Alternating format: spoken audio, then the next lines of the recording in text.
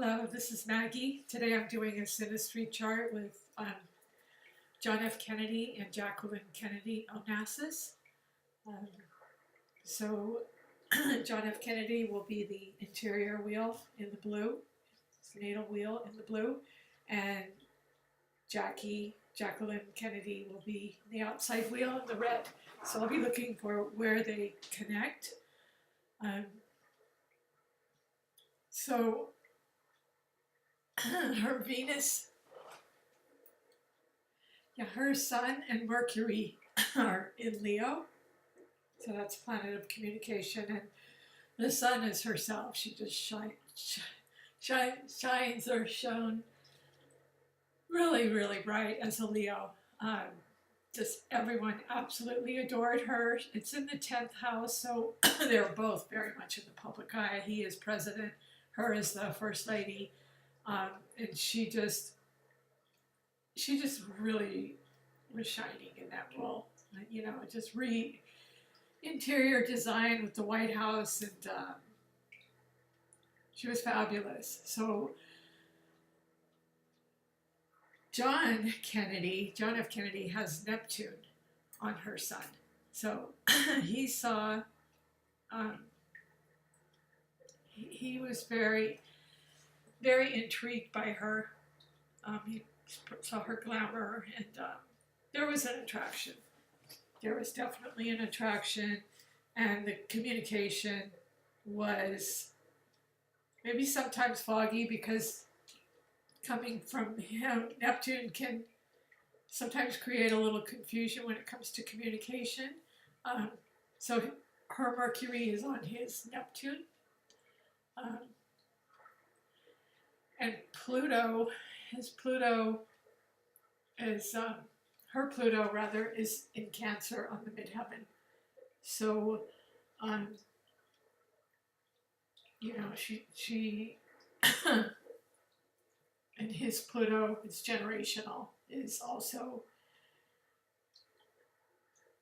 in the 9th house in Cancer. So both their Plutos are in Cancer. So, you know, it just brought, colors at Scorpio. There was a lot of intense emotional pain suffered when, and our country too is a Cancer. The U.S. is a Cancer, 4th of July. So he's the president of a Cancer country, and the first lady. Pluto would be like criminal activity. Not always. I mean, it's, you know, Scorpio's ruler, but he was assassinated, and the whole country was grieving for him, and especially for her, it was very, very traumatic for her. So Pluto, you know, is a planet of transformation, and sometimes it can denote violence or criminal activity, or just, you know, it can also be transformation through change and pain, or yeah, they just endured a lot. So Venus, let's see, her Venus is almost conjunct his Venus. His Venus is in Gemini. Hers is also in Gemini. So there was definitely a flirtation there. Geminis are flirtatious anyway, which, you know, Jack had a real issue with that. Not only a flirtation, but he had so many secret affairs. And the secret affairs, I know this is supposed to be a Synastry chart, but I'm kind of just looking at his 8th house. It's the ruler of Scorpio, and it is secretive. I mean, Scorpios can be very, very secretive. It's ruled by Pluto, so he had a lot of secret affairs in and out of the White House. So because his Gemini is in the 8th house of Scorpio, it colors it, you know, that there was some secretiveness, and he has Venus in Gemini, so extremely flirtatious, and that's how he got Jackie, I'm sure. And Jupiter, her Jupiter is on his Venus, so that's just a very expanded, solid, very good, solid attraction. very, very good for a partnership. It didn't end well at all. There was a lot of pain associated with his affairs, but she did, I believe she did love him. She did truly, truly love him and was extremely loyal, I believe, because she has Jupiter on his side. It's a very fortunate placement because where Jupiter is, it expands and enlarges, and it's good luck, good fortune, kind of like a guardian angel. Also, he has I just have to talk about his 8th house. John F. Kennedy's 8th house is comprised of his Sun, Venus, and Jupiter. He also has Mercury and Mars, but they're in a different sign. Mercury and Mars are in Taurus. So it's very interesting. But this is supposed to be Synastry, so so that's a great connection, the Jupiter-Venus connection they had. And her North Node, her destiny, her fate, is right on his Mars in the 8th house of Scorpio. And it's in Taurus. So, Mars is passion and drive and, could be, sexual appetites. And so there was a real, and Venus rules Taurus, so there was a real almost faded attraction between them because of her North Node being in the 8th house. But with Mars there, in this case for her, it ended up being a malefic, and Mars is co-ruler of Scorpio, and it's in Scorpio's house, the 8th house. So it, she witnessed her husband's assassination in Texas, in Dallas, and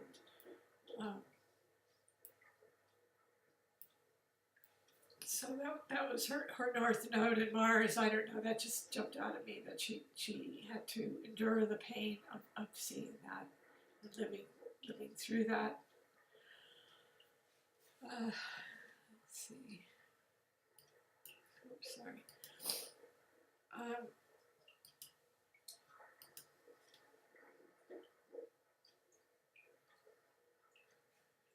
So those are, well, no, there's quite a bit more.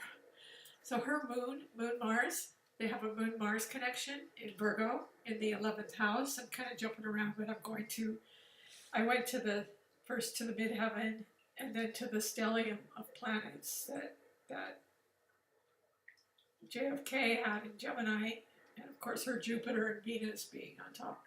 Venus on Venus and Jupiter on the Sun. That's beautiful, beautiful aspects. Beautiful placements for a good, solid relationship. There was a lot of cheating, though, that she endured. Because, well, it's in the secretive 8th house, so that's probably where that came in, because he has Venus, Venus, the planet of love and attraction. The Sun in Gemini. Jupiter expansion, so it's expanding his Venus, and Mercury, planet of communication, and Mars. And those are in Taurus, so that just increased his lust. I believe it increased his appetite immensely because it's in sensual, earthy Taurus, and he has his Venus. And all of that's in Scorpio's 8th house, and Scorpio is known to be very passionate and just have very strong sexual appetites. And so with him having his Mars in Scorpio's 8th house, that and Jupiter in the 8th house as well, it just expanded that, and the communication and the Venus and the flirtatiousness of the Gemini. They're so flirtatious anyway. And, so with all that in the mix, it just really added to it. So anyway, I was talking about the 11th house. So the eighth, the 8th house, the midheaven, they're Pluto's in Cancer on the midheaven. The tragedy that befell them in our country. The country would be the U.S., the Cancer, the midheaven. Let's see, I covered her sun, Mercury on his Neptune in the 10th house, and Saturn. His Saturn is on the MC as well. So I brought hardship to her. Neptune can rule hospitals and institutions as well. It's the ruler of Pisces. So, but with her, it's just added so much. With him, rather, he just saw her as totally glamorous, and he was fascinated with the illusion of her. And found her very sharp and witty, and just regal, because she does have Sun, Mercury, and Leo. So that Neptune, could have also caused some problems with the cheating, because sometimes it could have caused some secretive communication issues, because when you're talking to somebody, Neptune on your Mercury, it really fogs things up. Things aren't always clear, and they can get confusing, and sometimes there can be deceit and lying and that sort of thing. So the Neptune Mercury, besides being the illusion of Camelot, not the illusion, I mean, everybody thought it was Camelot, just yeah, so Saturn just added to the hardship of it all, and but Saturn also gave him the presidency, the disciplined,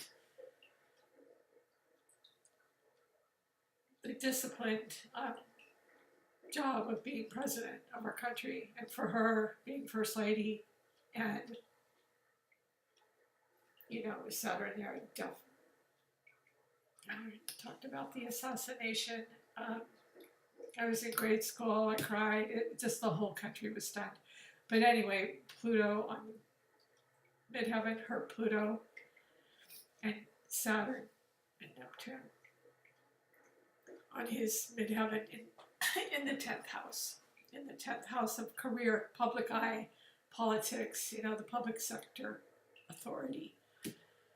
So Saturn, I'm trying to say here, is Saturn was a malefic in this case. It brought him to the presidency. But with Neptune there, it was very hard for them both to endure. So let's move on to the 11th house of Virgo. Her midheaven has Neptune in Virgo, but I'm just doing where they have Synastry.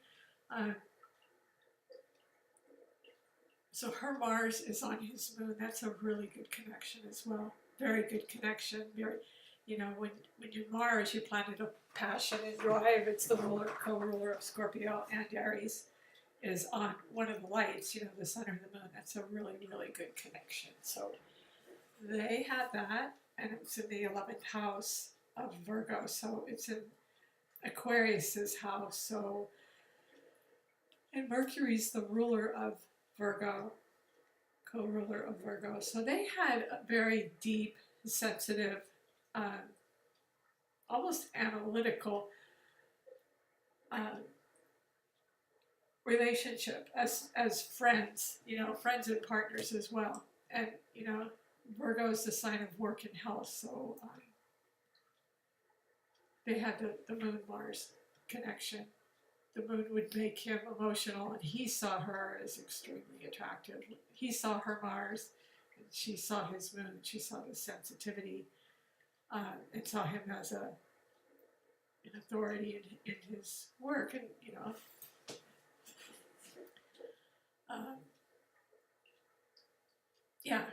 good marriage material, but first of all, they were friends, I believe. Yeah, I mean, because it's in the friendship house and it's groups. 11th house is groups, and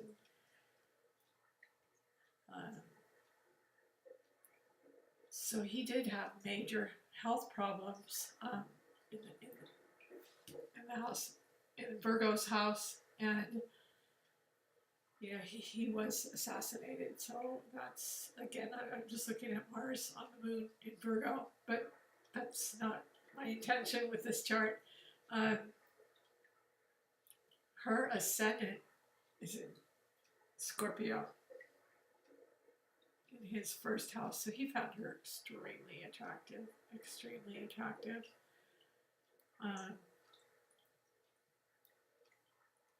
And her Saturn is in his third house of communication.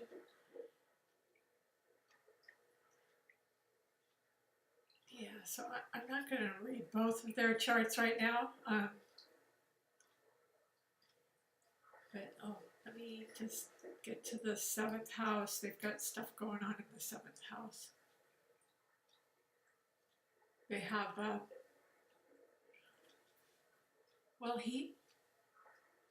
she has the moon in the 7th house of relationships, and he doesn't have any planets in the 7th house. However, he does have Aries, intercepted house sign, Aries and Taurus, so fire and earth.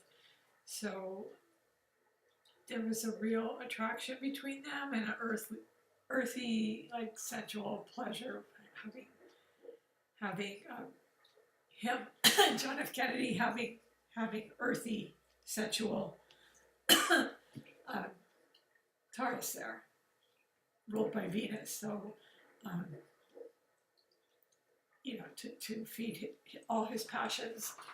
So that colored a lot of his partnerships, and I think he had some issues with that in the White House. And the moon, her moon, made her very, very sensitive to that. Her moon in Aries, of course, would be pride, you know, very, almost, she was regal, you know, she was a Leo, very regal woman, and charming, and just, she had it all. And so her pride was, because Aries are very, very, I wouldn't say they're exactly prideful, you know, but they, you know, it hurt. Her sensitivity and her pride was hurt by, I'm sure, by his earthy, all these earthy affairs that he was bringing home into the White House. Yeah, so her moon in Aries, that really hurt her ego a lot. Because it's in the 7th house, but she was very sensitive and nurturing, and genuinely loved this relationship, because it is in her 7th house. So she was meant to be in his 7th house as his wife and first lady. And so it's great to have one of the lights in the 7th house of partnerships. And that's what this is supposed to be all about. So anyway, I hope you enjoyed this, and if you do, please like and subscribe. Thank you.